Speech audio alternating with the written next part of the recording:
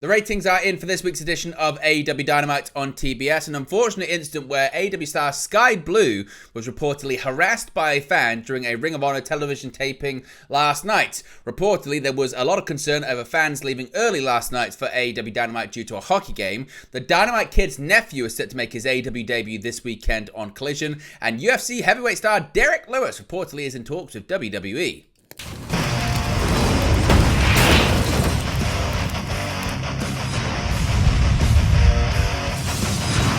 Hey guys, welcome back to Wrestling News 365. Hope everyone is doing very well. As always, there are plenty of news stories to get into in the world of professional wrestling. Let's start off talking about the ratings for this week's edition of AEW Dynamite. At the time of recording, the ratings have just come through for last night's offering on TBS. Now, according to WrestleNomics, reported earlier by PW Torch, AEW Dynamite drew 711,000 viewers last night on TBS. The show also brought in a 0.24 rating in the 18 to 49 demographic. Now, in terms of comparison with last week's number, it is a marginal gain to say the least, with a 1% increase from last week's number of 703,000 viewers. In terms of the episode versus the trailing 4 weeks, it is down 4%. Now, when it comes to the quarter rating or quarter average rating versus this year's and the years before as well, it is down 14% in terms of the average from 2023. In addition to that, when it comes to the 18 to 49 demographic, this week's number, as mentioned, was a 0.24 rating, which is flat with last week's number, so no increase or decrease there. The episode versus the trailing 4 weeks average is down 8%. The trailing 4 weeks average was a 0.26 rating in the 18 to 49 demographic too. In terms of a comparison of the 18 to 49 average versus May of last year, the number is currently down 20%. In addition, when it comes to the comparison versus the May average of last year, from the total viewership as well, it's down 17%. Of course, the show was headlined by the reveal of Team AEW, that being Bryan Danielson and Eddie Kingston joining forces with FTR to face off against the Elite, after it was announced earlier on in the evening by AEW Executive Vice President Kenny Omega that Anarchy at the Arena 3 would be taking place at Double or Nothing. What are your thoughts when it comes to the total viewership and the key demographic rating for last night's edition of AEW Dynamite? Let me know your thoughts, as always, in the comments section below. Now, an unfortunate incident regarding AEW star Skye at the latest set of Ring of Honor / AEW Dynamite television tapings.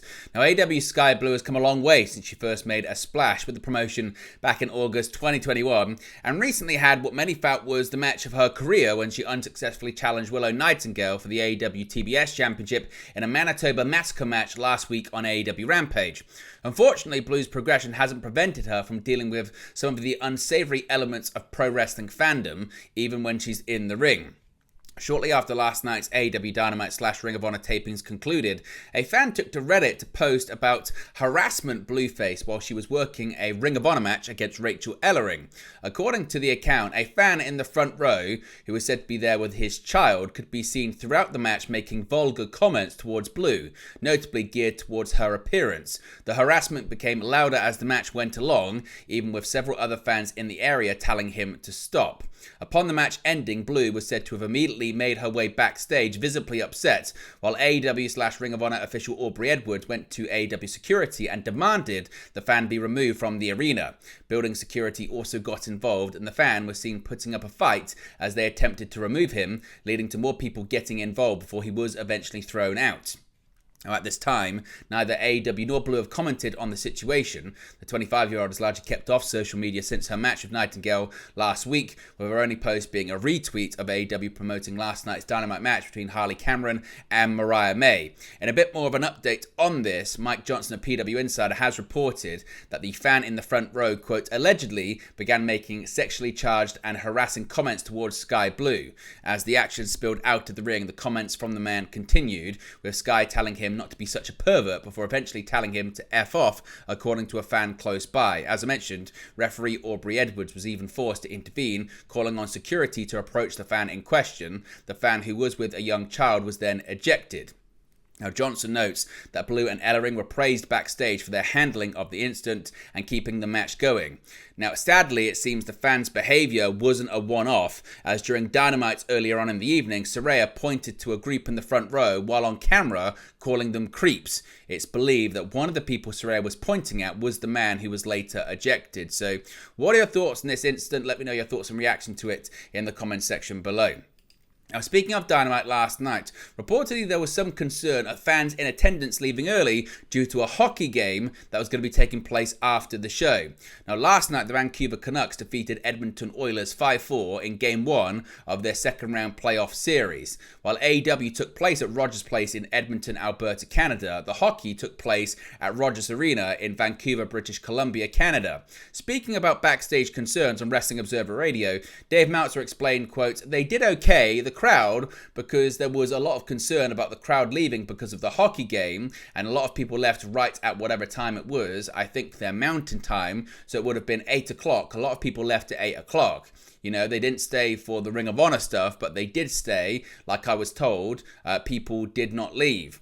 They wanted to see who, because the last thing on the show was the announcement of who the Team AEW was, and people did stay for that. The only reshot people all over the building in Edmonton Oilers jerseys. They were everywhere. You know, the other, because they were playing Vancouver. And when they brought up the show in Vancouver, and that, like Kyle O'Reilly, talked about wrestling in Vancouver, that was probably the most boos, as it was, you couldn't tell other than Don Callis. That's probably the most boos because of the fact they're playing Vancouver in the playoffs right now in Edmonton, and it's a major hockey city.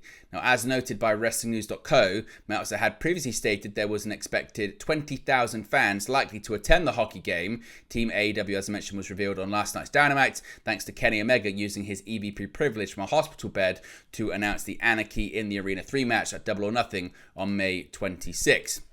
Now, an interesting and surprising announcement about an upcoming match on AEWCollision this weekend featuring the nephew of a WWE legend of the past. Now, despite a 3-hour double taping of AEWCollision and Rampage booked in for the fans inside Rogers Arena, very little had been announced for the show just a few days prior.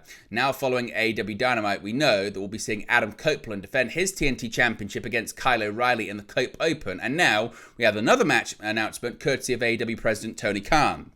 Taking to Twitter, Khan made the surprising announcement that the nephew of former WWE Tag Team Champion The Dynamite Kid will be making his in-ring AEW debut against FTR's Dax Harwood. Now, billed as Dynamite Kid Tommy Billington, the 23-year-old will be making his first appearance for AEW, having previously worked for 6 years on the Canadian independent scene as well as in the United Kingdom. As well as competing as a single star, Billington also competes alongside his brother Mark as the Billington Bulldogs. And finally, an interesting update when it comes to UFC heavyweight fighter Derek Lewis revealing he's currently in talks with WWE. With WWE and UFC now under the same umbrella in TKO Group Holdings, the increase in the amount of discussion regarding potential crossovers between the two brands has intensified. We've already seen lightweight fighter Michael Chandler use Monday Night Raw as a means to call out Conor McGregor, of whom he is now scheduled to fight at UFC 303, as well as several WWE stars being spotted in the crowd for big UFC events such as Rhea Ripley, Logan Paul, and others.